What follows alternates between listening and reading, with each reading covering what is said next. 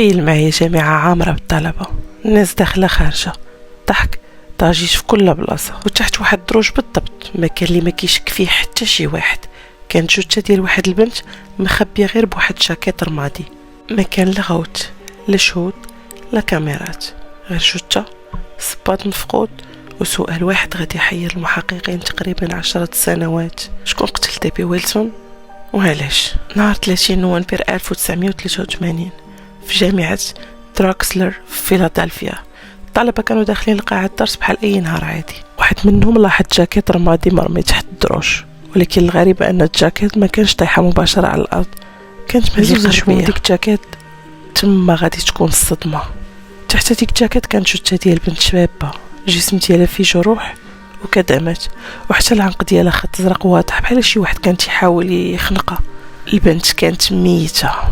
البوليس جا بسرعة، ولكن مع أول خطوة بدات المشاكل. ما كانش معها لا وثيقة لا حقيقة لا بطاقة، وحتى الصباط ديالها ما كاينش. في الأول قالوا يمكن سرقة تحولت القتل، ولكن المكان ما فيه لا كاميرات، الحرم جامعي كبير وعامر بالناس، ما كاين حتى شي شاهد. من وضعية الجثة تبين أن القتل ما وقعش تحت الدروج، ولكن في بلاصة أخرى. من بعد ضرمات الجثة تما دازت 2 سوايع، والبوليس باقي داير التحقيقات الأولية.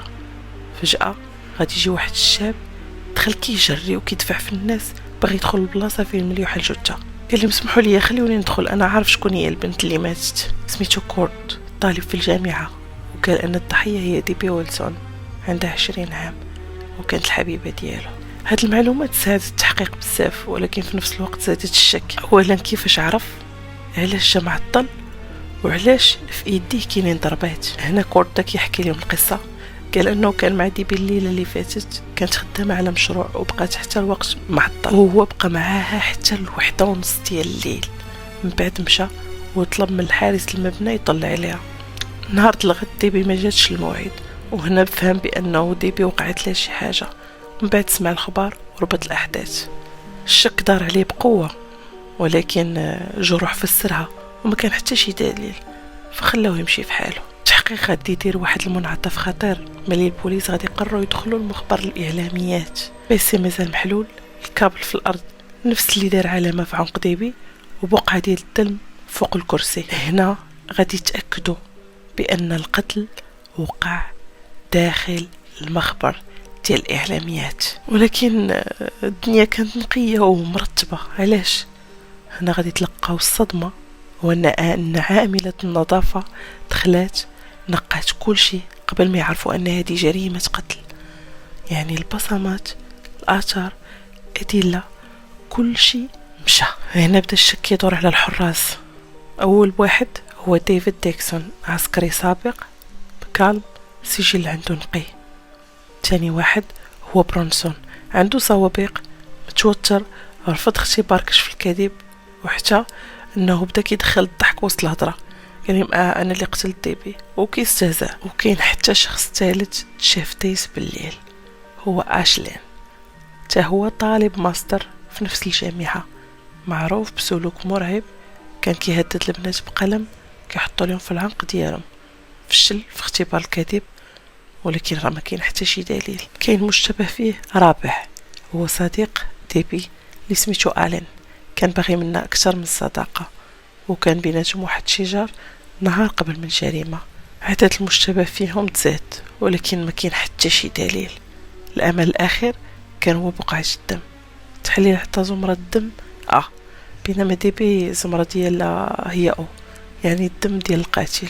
البوليس هنا غادي يجمعوا كاع المشتبه فيهم وداروا لهم التحاليل.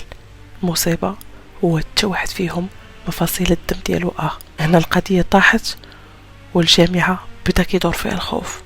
ولكن الملف غادي تصنف كولد كيس، بلا دليل، بلا مجرم، بلا حتى شي حاجه. وهنا غادي يوقع واحد التحول من بعد 10 سنين او اكثر، في واحد المؤتمر ديال القضايا المستعصيه، واحد عالم نفس اجرامي قال نظريه قلبات كل شيء. قال لهم ركزوا على الحاجه اللي ناقصه، اللي هي سباط.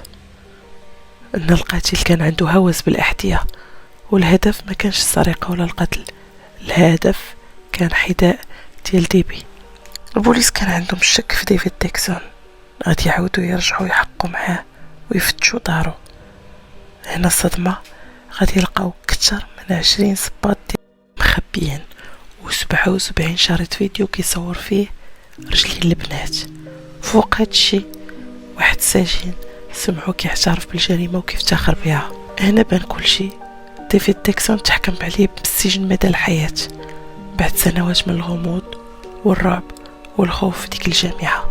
القضية تحلات بسبب تفصيل صغير، تفصيل اللي ما ركز عليه حتى شي واحد، حذاء مفقود. وهنا السؤال اللي كيبقى دابا، شحال من جريمة أخرى بقات مخبية غير حيت شي تفصيل بان وبان انهم ما كيهمش. انا سيكريت ستوريز بالعربي. الا صدمتك هاد القصه راه هادي غير وحده من بزاف.